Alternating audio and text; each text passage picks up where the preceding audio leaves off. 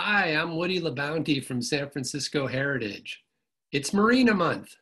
All of October 2020, we're going to be focusing on the Marina District. Today, we're taking a quick look at the birth of the Marina District, how a World's Fair site became a residential neighborhood. This is all part of our Heritage in the Neighborhoods program. In 2020, we're focusing on 3 neighborhoods. In March, we went to the Excelsior. In July, we went to the Parkside. And all of October 2020, we're going to be in the Marina.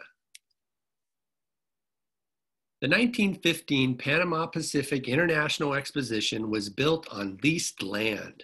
And when the fair ended, everything was to be demolished and the property returned to the owners. But what would they do with it now? There were talks of warehouses, factories, but a residential district is what it ended up being.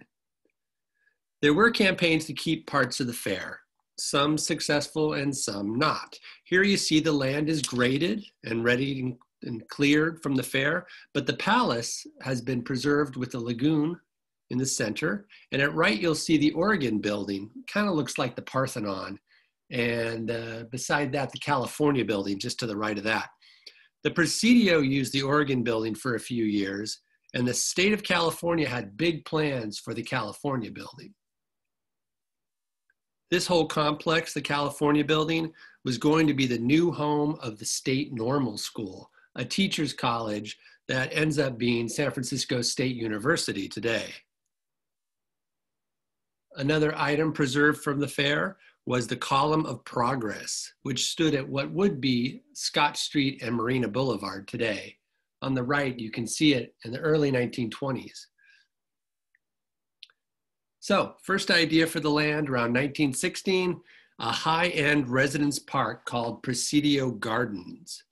This street plan by Mark Daniels had diagonal axes that connected the Palace of Fine Arts, the California building, with the Column of Progress right below it, and the Horticulture building, which was originally thought to be saved.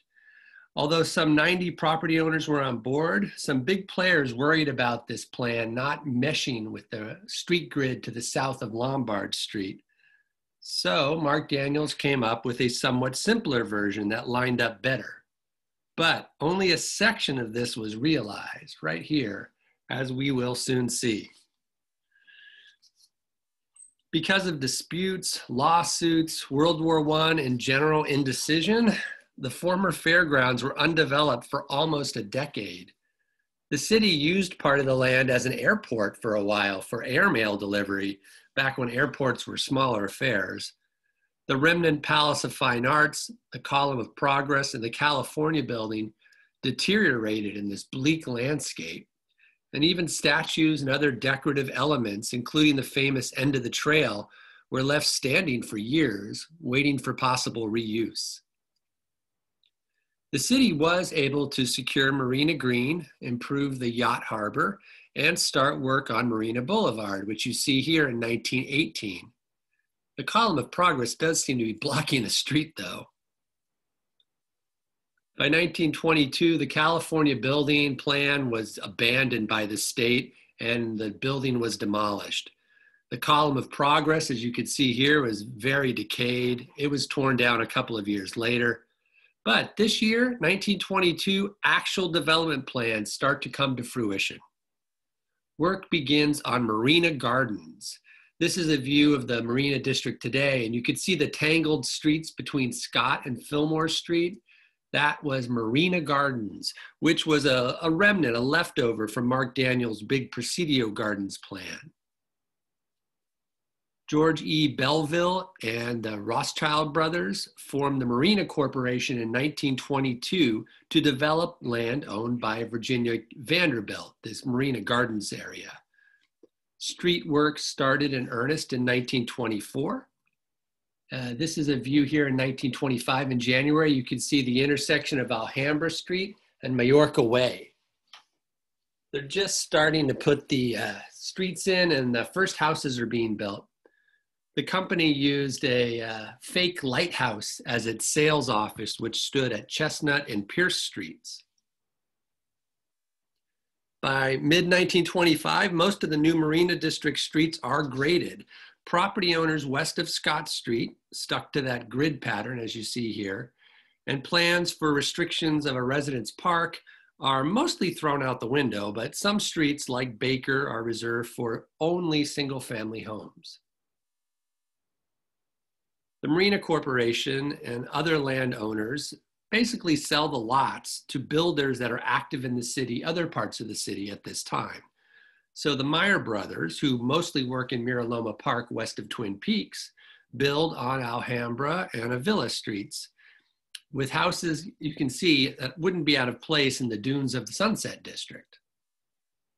Frank Varney builds out most of Rico Way on larger 30-foot lots, but with contemporary facades you'd see anywhere in the city. James Arnault puts up bungalows on Avila Street. And Sabarbaro, Deitch, and Jorgensen build rows of flats on Francisco. These period revival homes you would see again all anywhere in the city, and some are with architects that are well known and some are not. But these are the first residences in the Marina District.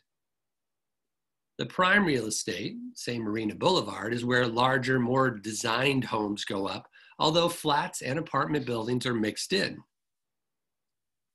And as I said, some of the only restrictions against multiple unit buildings or apartments are along Baker Street, facing the Palace of Fine Arts. You see here, this is 1937. Most of those blocks around the Palace of Fine Arts are all filled in. It took almost a decade to start building in the Marina, but a decade after it got started, it was 3/4 developed with 25,000 residents in it. You don't get that many people with single family homes though. Apartments were where it was going to really build out. And in the next video, we'll see how the Marina District became a very high-end apartment district. That's the quick video. Go to sfheritage.org/marina to learn more about what we're doing all of October. And I'll see you next week with a new video.